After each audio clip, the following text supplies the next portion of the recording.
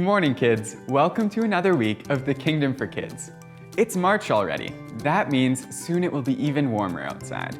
And our kids' Zoom meeting is in just 3 days. Last time, we had so much fun playing games together and learning together. We also gave away some candy, which we will do again. I am looking forward to it, and I hope to see each one of you there. This week, we are going to be learning that we are growing in God. We will learn from some of my friends to help us understand what Jesus means when he talks about us being branches that bear fruit. Let's get into our lesson. In John chapter 15, Jesus is teaching about how important it is that we are near to him. Jesus uses an analogy to show how important it is. The people who Jesus shared this with at the time would have known a lot about vines and how they grow. Do you guys know what a vine is? A vine is a plant that is long and skinny and has a bunch of little branches that grow off of it. And each of the branches produces fruit if it is healthy. Grapes actually grow on vines. That is so cool. Can you imagine if there wasn't a vine to keep the grape branches alive? The branches would die and there wouldn't be any grapes left, which are the fruit. Those dead branches wouldn't be good for anything if they weren't connected to the vine. In John chapter 15, Jesus uses the analogy of the 3 parts of the vine and the gardener who takes care of the vine.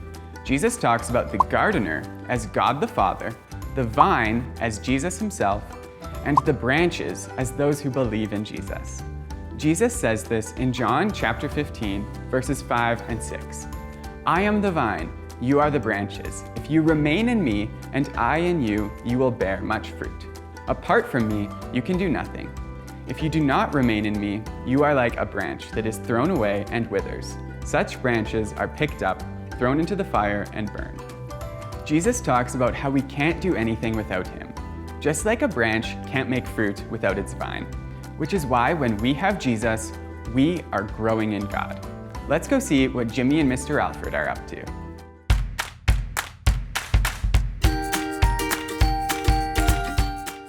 Mr. Alfred, do you sell seeds here?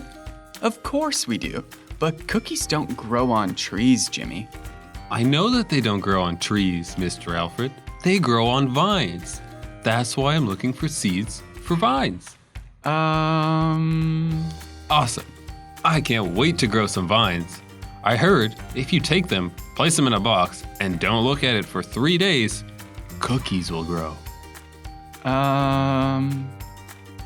Did I hear someone is trying to grow some cookies?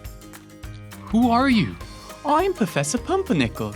Growing cookies on a vine or a tree is the one thing that I have never been able to do. In fact, it's impossible. Are you sure? My friend Larry told me it works. I'm sorry, young man.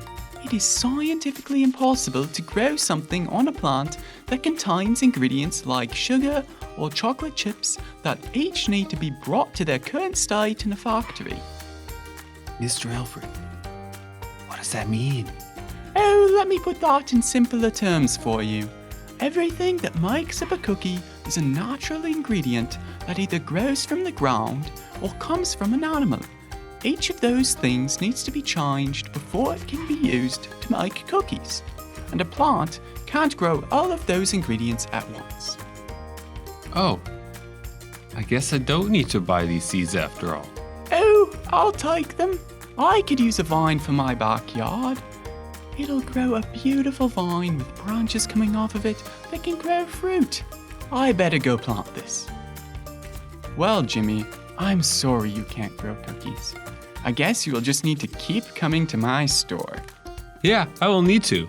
But you know what makes so much more sense now? I don't know. What? The lesson that Pastor Joel taught us about Jesus being the vine. I didn't hear most of what he said because I couldn't stop thinking about cookies. Jimmy, I'm over here. Oh, sorry, Mr. Alfred. I guess I was lost in thought. That's okay, but I've heard the story that you're talking about. Jesus uses vines and branches as an example to teach the people. Just like we need Jesus, a vine branch needs the vine for everything it needs to survive, so that it can create fruit. Is that fruit cookies? No, Jimmy, you heard what Professor Pumpernickel said. Cookies don't grow on trees or vines. The fruit is every good thing that we do because of Jesus' work in our lives. Okay, so let me see if I got this. There's the vine that has the branches, and the branches make fruit? You got it. And how does Jesus use that to show us that we need him? He talks about how each one of us is a branch, and we need Jesus, otherwise we can't survive because he is a vine. Perfect. I am so glad you learned something and weren't just thinking about cookies. Cookies, cookies, cookies! Thanks, Jimmy and Mr. Alfred. Jimmy is always learning something new. There is so much to learn, but today we are learning that we are growing in God. In order for us to grow in God, we need to know Jesus. That means being a branch that is connected to the vine. You and I need Jesus. Without him helping us, we can't do any better at serving those around us, loving those around us, or any of the other things that we have learned recently. We need Jesus to give us strength to live the way that Jesus wants us to. But what does it really mean to bear fruit? Would you guys want a grapevine if it doesn't grow any grapes? It wouldn't be very useful if it didn't do the one thing that it was supposed to do. Bearing fruit means that we do things that make God happy and bring him glory. It means that we are obeying what he wants us to do, like serving those around us, loving people, making fishers of men, being generous people, and many other things. Have you guys heard of the fruit of the Spirit? Say them with me if you know them. They are love, joy, peace, patience, kindness, goodness, faithfulness, gentleness, and self-control. When we are growing in God, God helps us live out all of the fruit of the Spirit in our lives. That's because we are connected to the vine. That is Jesus. I hope that you understand more of what it means to be growing in God and how much we need Jesus each and every day. I can't wait to see all of you on Wednesday for our Zoom meeting. Have a great week. Bye.